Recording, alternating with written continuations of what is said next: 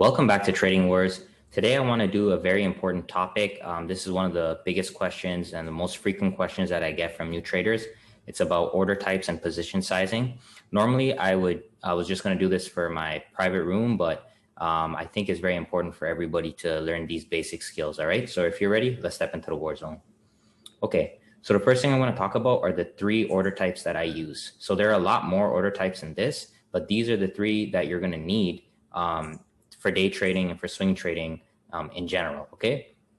So the first one that I want to talk about is just the market order. So we're going to start in reverse order from complexity purposes, okay? So the market order is basically an order that fills you at whatever the market price is. Market order is the least type of order that I use because I want to get in at a specific price that I determine.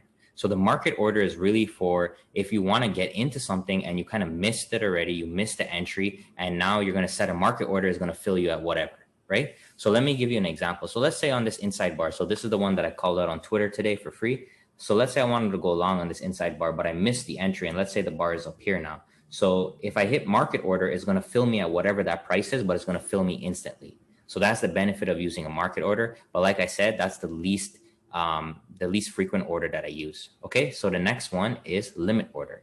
So limit order is an anticipatory order. It's an order where you're putting it ahead of the market and expecting that the order is going to come down to fill you. So the most common that I use limit orders for are for when I want to get involved in Fibonacci. So for example, let's say I'm taking the Fibonacci from this low to the high and I want to get in right here on the 50. So what I'll do here is I'll put a limit order a little bit above the 50 like this. So as the market is pulling back, my order is sitting there and waiting. Okay. So my order is sitting and waiting. That's what a limit order does. It says buy at this price. So if the stock comes down here, then fill me. So the only downside is if it doesn't come to my order and it goes without me, I'm going to miss the order. But I like using limit orders on fibs because I have predetermined levels that I want to use based on the different Fibonacci's. All right. And then the next one, which I use a lot, and I use a lot of my swing trading and my day trading, is stop limit. Stop limit is the most important order for me and for the people that trade with me in my private room and my day trading students. Because what we do, especially with our inside bar style of trading, is let's say we're taking this inside bar long. We only want to get filled if the price breaks through this high.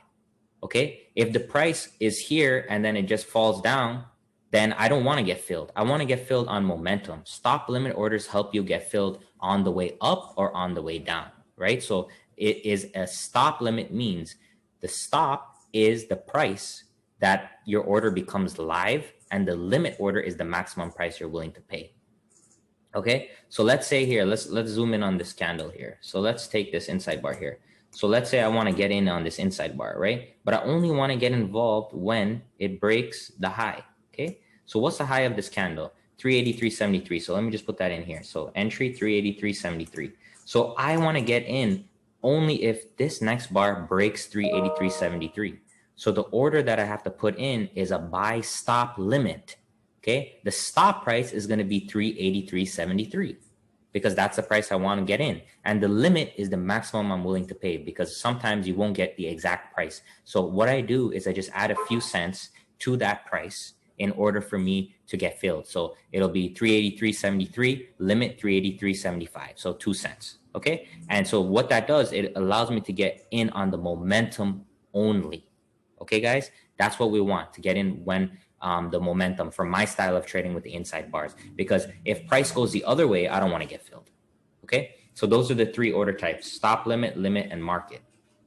Now, in terms of position sizing, so a lot of people have been asking me about this.